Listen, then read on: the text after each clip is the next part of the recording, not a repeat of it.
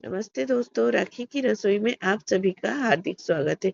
आज हम बनाने वाले हैं बंगाली मिठाई चमचम। इसे बनाने के लिए मैंने यहाँ पर एक तपेली में थोड़ा सा पानी डाल दिया है और यहाँ पर मैंने 1 लीटर फुल पेट दूध का यूज किया है। ये अमूल दूध का मैंने यूज किया है, जो गोल्ड दूध आता है वह। तो देखिए, यहाँ पर मेरे पास आज ये दूध था तो मैंने इसका यूज किया है। अब इसे हम गर्म होने देंगे और थोड़ा हिलाते हुए हमें इसे गर्म करना है कि तली में ये चिपके ना। अब बस इसी तरह से इसे एक दो बार हिलाते हुए हम गर्म कर लेंगे। और जब तक दूध गर्म हो रहा है तो यहाँ पर मैंने 1 कटोरी में विनेगर ले लिया है। तो यहाँ पर मैंने 2 चम्मच जो है विनेगर को लिया है। विनेगर जो है, इसकी जगह आप नींबू सत्व या फ्रेश लेमन जूस का भी यूज कर सकते हैं। तो यहाँ पर आज मेरे पास विनेगर था, नींबू नहीं था, तो मैंने यहाँ पर विनेगर का यूज किया है। 2 चम्मच विनेगर और 2 चम्मच पानी को हम मिलाकर एक अलग चीनी के बाउल में रख देंगे। अब देखिए, यहाँ पर दूध जो है इसमें अच्छा सा बॉईल आने लगा है, लेकिन इसे हमें 2-3 मिनट के लिए अच्छे से बॉईल करना है, तभी हमारा छेना जो है वो काफी अच्छा बनकर तैयार होता है। दूध में सिर्फ हल्का बॉईल आए और इसे बंद करके दूध फाड़ देंगे तो छेना जो है उतना अच्छा नहीं बन पाता है। तो यहाँ पर इस तरह से हिलाते हुए मैंने हाई फ्लेम पर दूध को अच्छे से बॉईल कर लिया है। अब देखिए, यहाँ पर गैस की फ्लेम को मैंने बंद कर कर 1-2 मिनट के लिए दूध को थोड़ा भाप निकलने तक ठंडा होने दिया था। उसके बाद यहाँ पर थोड़ा थोड़ा कर कर हमें विनेगर को डालना है। तो एक बार 1 चम्मच डालकर थोड़ा हिला दीजिए।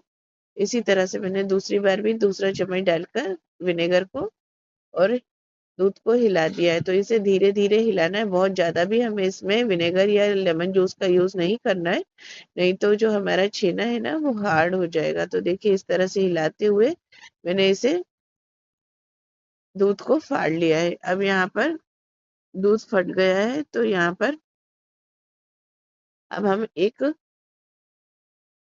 मलमल का कपड़ा लेंगे या किसी भी कॉटन के कपड़े में भी आप इसे छान सकते हैं। तो यहाँ पर मेरे पास मलमल का कपड़ा था तो मैंने इसमें एक बर्तन में छन्नी को लगाकर उस पर कपड़ा रखकर और इस तरह से इसे छान लिया है, जिससे कि इसका जो भी विनेगर वाला पानी है वो निकल कर अलग हो जाए। अब देखिए, जैसे ही ये छनकर इसका पानी अलग किया तो थोड़ा दबाकर इसका पानी और निकाल देंगे और ये जो पानी है इसे हम अलग हटा देंगे, इसे फेंकेंगे नहीं। इसका हम कढ़ी या आटा गूंथने वगैरह में यूज ले लेंगे। अब यहाँ पर छेने को तुरंत ही हमें धोना है ठंडे पानी से। तो मैंने यहाँ पर फ्रिज का थोड़ा ठंडा पानी लिया है जिससे कि छेने को धोए। तो अगर ठंडे पानी का यूज करते हैं हम तो कम से कम छेना जो है बहुत सॉफ्ट बना रहता है, ये कड़क नहीं बनता रहता है, क्योंकि अगर छेना जितनी देर गर्म रहेगा उतना ये हार्ड होता चला जाएगा। तो इसे तुरंत ही ठंडे पानी से धोना है। अब ठंडे पानी से धोने के बाद इसे मैंने इस तरह से एक पोटली नुमा बना लिया है और इसे हाथों की सहायता से इस तरह से दबाते हुए मैंने इसका सारा पानी निकाल दिया है। इस छेने में याद रहे कि बिल्कुल भी पानी ना रहे, नहीं तो अगर पानी रहेगा तो हमारा जो डिश है वो खराब हो जाएगी, क्योंकि छेना पानी रहेगा तो उतना अच्छे से हमें सपोर्ट नहीं कर पाएगा। अब मैंने पानी निकालने के बाद 5 मिनट के लिए रख दिया था। अब यहाँ पर मैंने 2 कटोरी शक्कर ली है और सेम कटोरी से मैंने यहाँ पर 3 कटोरी पानी को लिया है। अब हम इसकी चाशनी बनाने के लिए रख देंगे। तो चाशनी बनाते समय भी हमें थोड़ा-सा विशेष ध्यान रखना है कि इसकी चाशनी हमें कोई ज़्यादा पतली नहीं बनाना है। अब सॉरी, ज़्यादा गाढ़ी नहीं बनाना है। अब देखिए, जितना यहाँ पर चाशनी बनने में टाइम लगेगा उतने में मैंने यहाँ पर छेने को निकाल लिया है और तुरंत इसे इस तरह से हाथों से फैला लिया है। छेना पूरी तरह से ठंडा हो गया है क्योंकि हमने इसे फ्रिज के पानी से वॉश किया था। अब ये देखिए, हमारी जो हथेली की टिप होती है ना, यहाँ इसके थ्रू हमें छेने को थोड़ा मैश करना है। बहुत ज़्यादा भी मैश नहीं करना है कि इससे घी रिलीज़ होने लगे।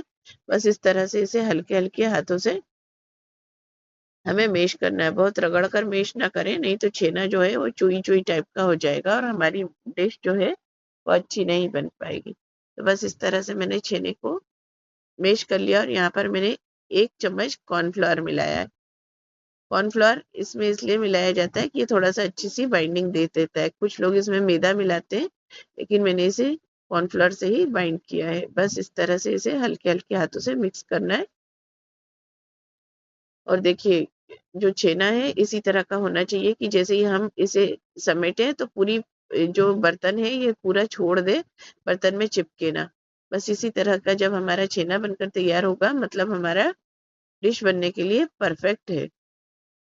तो इसे इस तरह से बस मैंने 1-2 सेकंड के लिए हिला-डुला लिया। अब ये छोटे-छोटे गोल हम इसके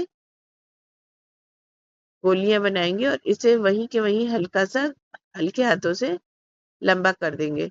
अब देखिए इसे हल्के हाथों से लंबा कर कर और मैंने इसे हल्का-सा प्रेस कर कर दबा दिया है।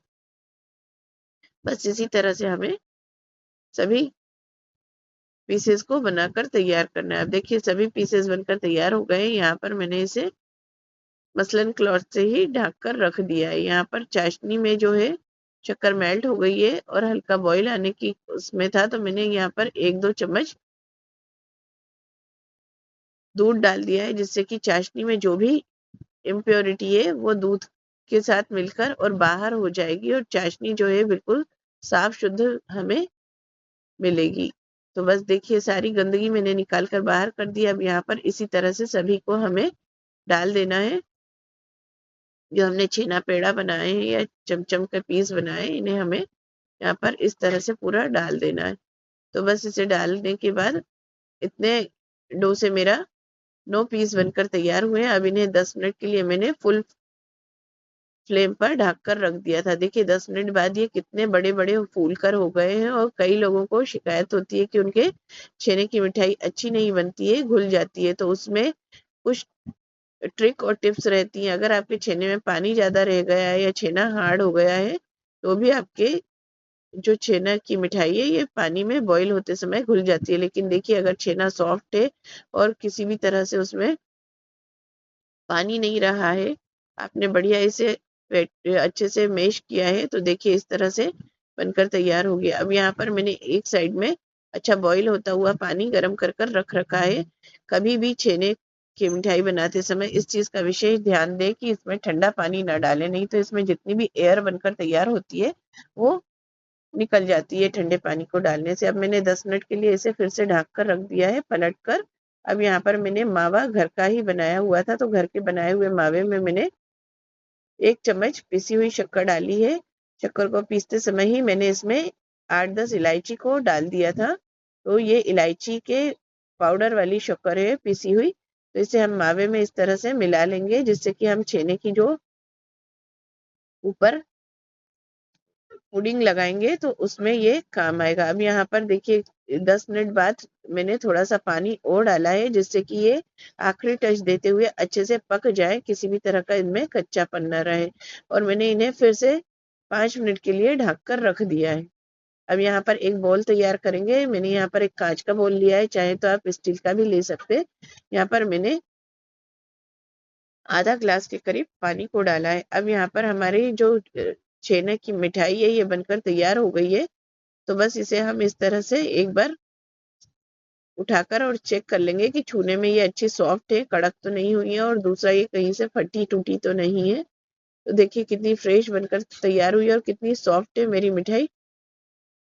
बस इसी तरह से इसे यहाँ पर बनाना है। अब देखिए यहाँ पर थोड़ा-सा मैंने जो चाशनी है, इसे नॉर्मल जो हमने पानी डाला है उसमें मिला लेना है। जब हम छेने की मिठाई को दूसरे बर्तन में ट्रांसफ़र करेंगे ठंडा होने के लिए, तो यहाँ पर पहले नॉर्मल टेम्परेचर का सिंपल पानी मिलाना है और जो चाशनी हमने बनाई है उसे इसमें डाल देना है। हल्का गुनगुना रहे इतना ही रखना है। तो मेरे यहाँ पर चाशनी 2 चम्मच डालने पर थोड़ा ज़्यादा गर्म हो गया था तो मैंने थोड़ा पानी और डाला है। अब देखिए यहाँ पर एक-एक पीस कर कर हमें इसे दूसरे बर्तन में शिफ्ट कर देना है जिससे कि हमारे रसगुल्ले की या छेने की जो मिठाई की प्रोसेस है ये पकने की बंद हो जाए और ये सॉफ्ट बने रहें। तो देखिए इस तरह से मैंने इसे ट्रांसफ़र कर दिया है। अब यहाँ पर इस चाशनी को भी मैंने ठंडा होने के लिए रख दिया है। 1 घंटे के लिए मैंने इसे फ्रिज में ठंडा होने के लिए रख दिया था। अब देखिए ये फ्रिज में ठंडा हो चुका था और इसे मैंने निकाला है। कितना फ्रेश दिख रहा है। अब इसे हम चमचम का बेस बनाने के लिए तैयार करेंगे। तो इसे मैंने यहाँ पर इस तरह से हल्के-हल्के हाथों से चाशनी को निचोड़ दिया है।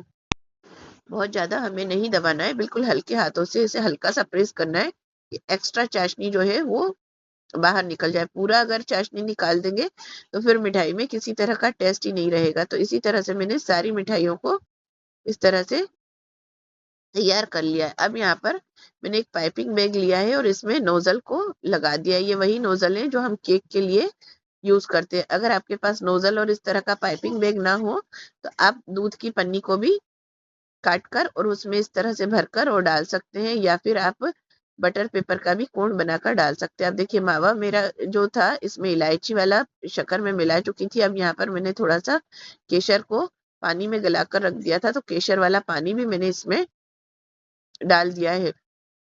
अब इसे अच्छे से थोड़ा-सा हम फेंट लेंगे, जिससे कि ये थोड़ा-सा एक स्मूथ टेक्सचर में आ जाए। अब देखिए यहाँ पर ये स्मूथ टेक्सचर में आ गया है, तो मैंने इसे पाइपिंग बैग में डाल दिया है।